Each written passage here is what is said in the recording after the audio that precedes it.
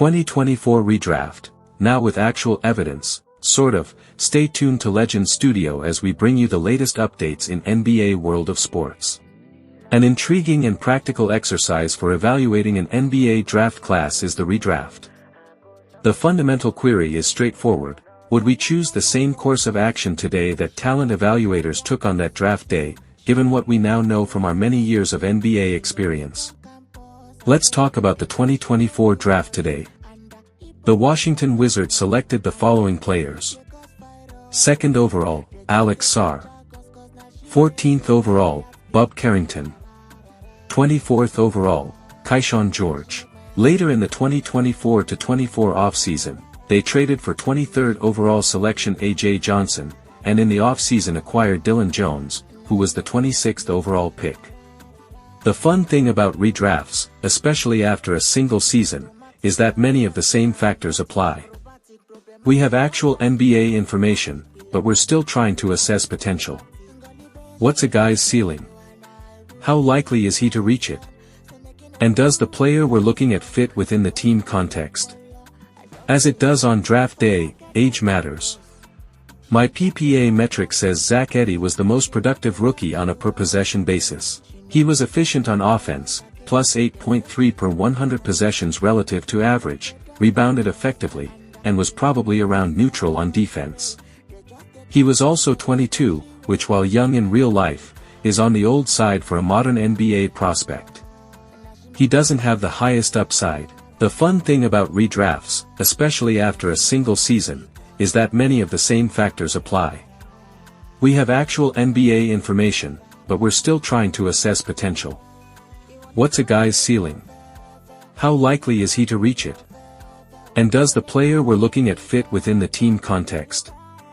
In other words, redrafting this group isn't as simple as sorting by PPA or even total production. There's still a process of reconciling what I see in the numbers with what I saw on the floor during the regular season. Regular viewers know that I'm a believer in statistical analysis. When it comes to guessing at the futures of players this young, it has its limits. For example, Yves Missy, Kel'el Ware and Donovan Clingan were 3 of the 4 rookies, the other was Edey, who rated average or better in my PPA metric last season. A straight numerical forecast would predict stardom for the trio. Watching them suggests something different. Clingan, Ware and Missy were raw. They were productive in part because of their lack of skill, and they limited their offensive repertoire mostly to shots within 3 feet of the basket. They may be hard workers, and they might improve their all-around skills enough to contribute more on the offensive end, but it's difficult to envision any of them developing sufficiently as an offensive threat to become stars. The 2024 NBA Redraft. Zachary Rizicher, Atlanta Hawks. I know. Mind blown, right? The guy who actually went number 1 goes number 1 in a redraft? Look, I had my doubts about Rizicher pre-draft. My stat-based evaluation tool, YODA, had him rated as a late first or early second. But A, he was pretty good as a rookie, and B, he was just 19 years old. Kid has major upside and stays at the top spot. Alex Sarr, Washington Wizards. I promise this exercise won't just be chalk. I heard that others doing redrafts, Sam Vecini, didn't have Sarr in the top 10. That doesn't make much sense. Sarr's 77 PPA was below average but not bad at all for a 19-year-old. He showed significant defensive flashes, and there's at least a vision for how he could become an impactful offensive player despite terrible efficiency. If we're betting on upsides, Sarr's is probably the second highest in this draft. Stephon Castle, San Antonio Spurs. Castle won Rookie of the Year for the usual reason players get the award. He led the class in points per game. He did that by guzzling possessions, 26.8% usage rate, inefficiently, more than -10 relative org. His 78 PPA was almost identical to Sarr's, and he was a year older. Even though Sarr's efficiency was even worse, -16 relative org, I think it's reasonable to think he could peak higher than Castle. Jared McCain, Philadelphia 76ers got off to an impressive start, 93 PPA at age 20 is good, and then got hurt and missed the rest of the season. I almost picked him third ahead of Castle. If McCain had maintained his level of play and not suffered an injury, he probably would have been Roy. Jalen Wells, Memphis Grizzlies' strong rookie season from a second-round selection. Even if he tops out around as an average starter, which is about what I'd expect, he was a great value at 39. Mattis Buzelis, Chicago Bulls actual, 11, good size and mobility with NBA skills and a competitive personality.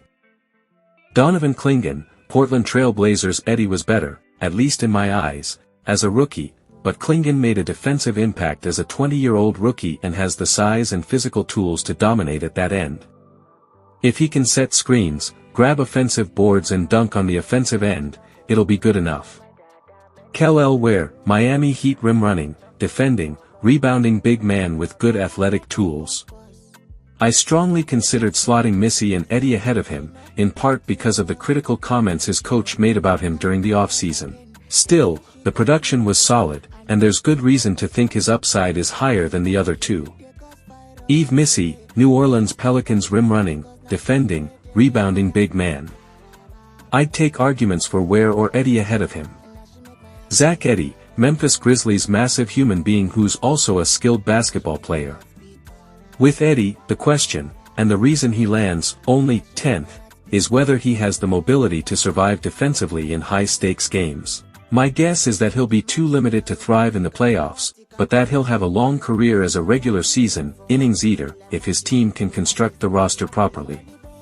Ryan Dunn, Phoenix Suns probably won't shoot well enough to win a major role, but he'll stick around as a defensive specialist until his athleticism wanes. Kyle Filipowski, Utah Jazz. Yeah, another center. There's a case for Filipowski to go ahead of all the other centers, even possibly Clingan.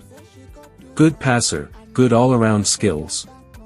Might be a career backup, but that's not bad at 12. Or 32. Bob Carrington, Washington Wizards. Kinda surprised myself because while I liked Carrington, I wasn't exactly blown away by his rookie year performance. He's 13th in this redraft because of combination of the overall weakness of the draft and my skepticism of picking 23-plus-year-olds this high. If Carrington works on his body and his game, his competitiveness could make him a strong third guard or a decent starter. Justin Edwards, Philadelphia undrafted. Edwards was decent as a rookie, 73 PPA, and might make a decent 8th or 9th mini someday. I'm not exactly overwhelmed by his potential, but A, this draft really is weak, and B, a rotation player at 14 isn't a terrible result. Dalton Connect, Los Angeles Lakers. For an older rookie, 23 last season, his performance was kinda meh, 78 PPA, but he's probably a good enough shooter to fill a regular season role for a few years.